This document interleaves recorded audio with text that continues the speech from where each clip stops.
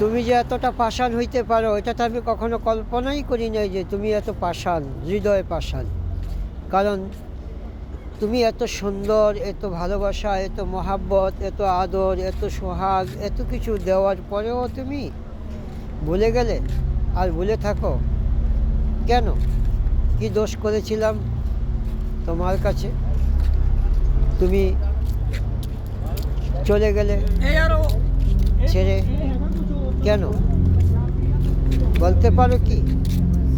জানতাম তোমরা এমনই হবে, কারণ তোমাদের মনে এইটুকুই ভালোবাসা।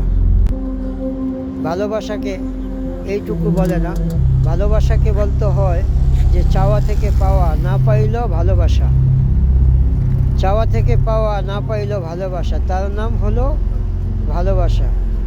ভালোবাসতে জানলে, মানুষকে আদর স্নেহ করতে জানলে মানুষের সব কিছুই স্বাভাবিক এবং ভালো থাকে। কিন্তু তুমি তো তাই কিছুই করতে পারো নাই।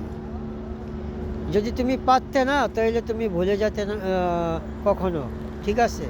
কারণ তুমি সেই শহরের লোক নয় যেই শহরে, যেই মানুষের হৃদয় স্পন্দন থেকে মানুষকে ভালোবাসে। তুমি তো ভালোবাসতে পারো নাই, আর কারো ভালোবাসা তুমি দিতেও জানো নেই, ঠিক আছে?